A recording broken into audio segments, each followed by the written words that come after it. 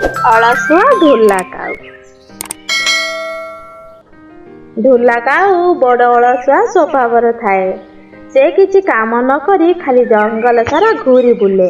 ସାଙ୍ଗମାନଙ୍କ ପାଖରୁ ଯାହା ଟିକେ ପୁଲାର ମିଳେ ସେ ଖାଏ। ଯିଏ ତାକୁ ଖାଇବାକୁ ନ ଦିଏ ଢୋଲା କାଉ ତାଠାରୁ ଜୋର ଜବରଦସ୍ତ ଛଡ଼ାଇ ଖାଏ।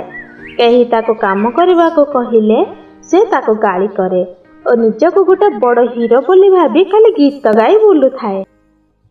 ମୁଁ ଯେ ଏକ ପାଗଳ ଭର ରୋଜଗାର ମୋର ଖୋଜନ।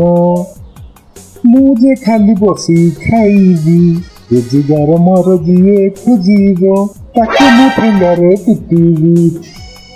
ଏମିତି ଗୀତ ଗାଇ ଗାଇ ଜଙ୍ଗଲ ସାରା ଉଡ଼ି ବୁଲେ ଓ ଦିନ ସାରା ବସି ବସି ଯେତେବେଳେ ତାକୁ ଭୋକ ଲାଗେ ସେ ଖାଇବା ପାଇଁ ଘରକୁ ଯାଏ। ଆରେ ଇତି ଚଢ଼େଇ ମତେ ଖାଇବାକୁ ଦେ, ଜୋରରେ ଭୋକ ହେଲାଣି। ତମେ ତ ଖାଲି ଜଙ୍ଗଲରେ ବୁଲିଲ, କିଛି ବି ରୋଜଗାର କରୁନାହଁ। ଏବେ ମୁଁ ତୁମକୁ କଣ ଖାଇବାକୁ ଦେବି? ଘରେ ତ କିଛି ନାହିଁ। କଣ କହିଲୁ? ଘରେ କିଛି ନାହିଁ? ଦଉଚି ରହ। ମାଲୋ ମରିଗଲି ଲୋ, କିଏ ଅଛି ମତେ ବଞ୍ଚାଅ।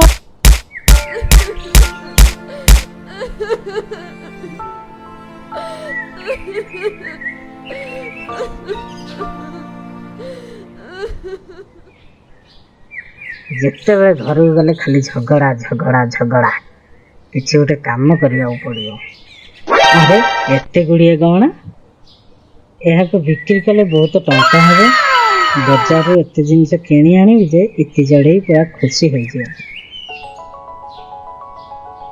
ଏହା କହି ଢୋଲା କାଉ ବଜାରକୁ ଯାଇ ବହୁତ ଗୁଡ଼ାଏ ଜିନିଷ କିଣିଲା ଓ ଇତି ଚଢ଼େଇକୁ ନେଇ ଦେଲା। ଆରେ ଇତି ଚଢ଼େଇ, ଏଇ ଦେଖ ମୁଁ ତମ ପାଇଁ କେତେ ଜିନିଷ ଆଣିଛି। ଆରେ ଇଏ ତ ଅଳସୁଆଟା, କିଛି ବି କାମ କରେ ନାହିଁ। ଏତେ ଗୁଡ଼ାଏ ଜିନିଷ ଆଣିଲା କୋଉଠୁ?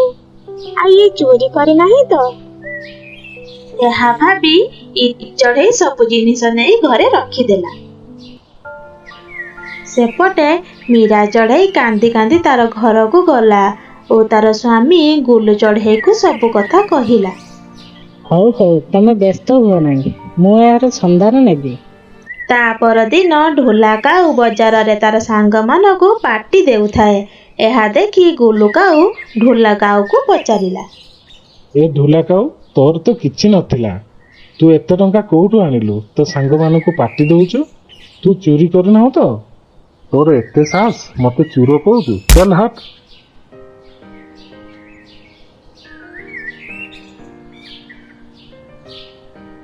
ଏହାପରେ ଗୁଲୁ ଚଢ଼େଇ ଘରକୁ ଯାଇ ମୀରା ଚଢ଼େଇକୁ ସବୁ କଥା କହିବା ପରେ ଢୋଲା କାଉକୁ ପାଣି ଦେବା ପାଇଁ ସେମାନେ ଚିନ୍ତା କଲେ।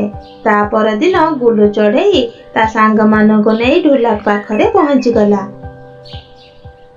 ଏ ଢୋଲା, ଭଲରେ ମାନିଯା, ମୋ ସ୍ତ୍ରୀର ଗହଣା ତୁ ଚୋରି କରିଛୁ, ନହେଲେ ଏତେ ଟଙ୍କା କୋଉଠୁ ଆଣିବୁ?